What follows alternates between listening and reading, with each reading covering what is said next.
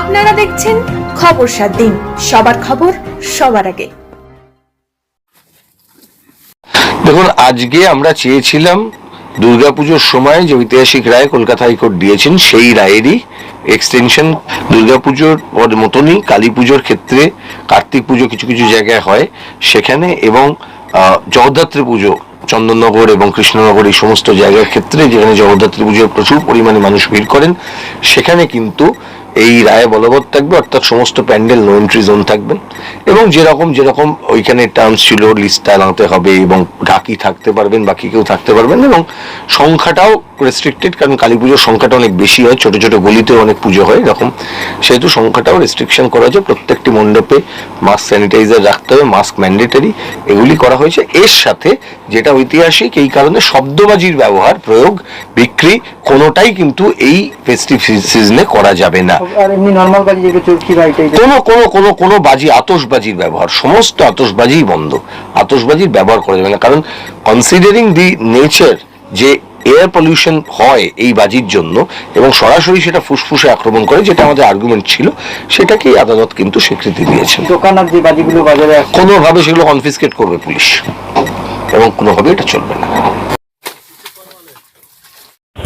আমার নাম সুখদেব নস্কর, আমি মহেশতলা বজবজ ফায়ার ওয়ার্কস অ্যাসোসিয়েশনের জেনারেল সেক্রেটারি।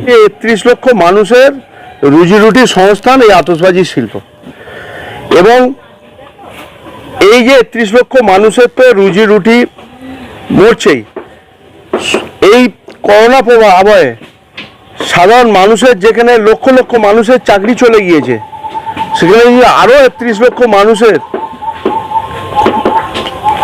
রোজগারহীন হয়ে যায় তাহলে তো অবস্থা দুর্বিষহ হয়ে উঠবে। তাহলে এতগুলো মানুষ টাকা পয়সা ইনভেস্ট করে তারা এই বিপদের মধ্যে পড়তো না। আসল কথা হচ্ছে যে দেখুন, ডাক্তারবাবুদের বক্তব্য শুনেছি, ডাক্তারবাবুরা পরিবেশের কথা বলবেন, আমি মানছি ডাক্তারবাবুদের কোনো অসৎ উদ্দেশ্য নেই। আমাদের পশ্চিমবঙ্গ অনেক শিল্প বন্ধ হয়ে আছে, কিন্তু সেই জায়গায় কুটির শিল্পগুলো মাথা তুলে দাঁড়াচ্ছে। এই কুটির শিল্পগুলোকে ধ্বংস করতে পারলে মানুষের বেকারত্ব বাড়বে, বেকারত্ব বাড়লে হাহাকার বাড়বে, সরকারের বিরুদ্ধে মানুষ ক্ষোভে ফেটে পড়ুক, এই উদ্দেশ্য নেই কিছু মানুষ, কিছু রাজনৈতিক ব্যক্তি ষড়যন্ত্র করছে।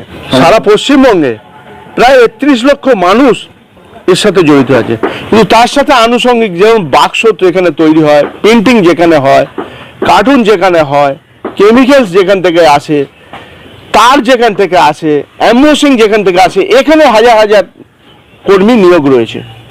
আমাদের এই শিল্প নষ্ট হলে ওই সমস্ত শিল্প ক্ষতি অবশ্যই হবে। এমনই তাজা ও গুরুত্বপূর্ণ খবর পেতে খবর 7 দিন চ্যানেলটি সাবস্ক্রাইব করুন এবং নোটিফিকেশন পেতে বেল আইকনটি টিপুন।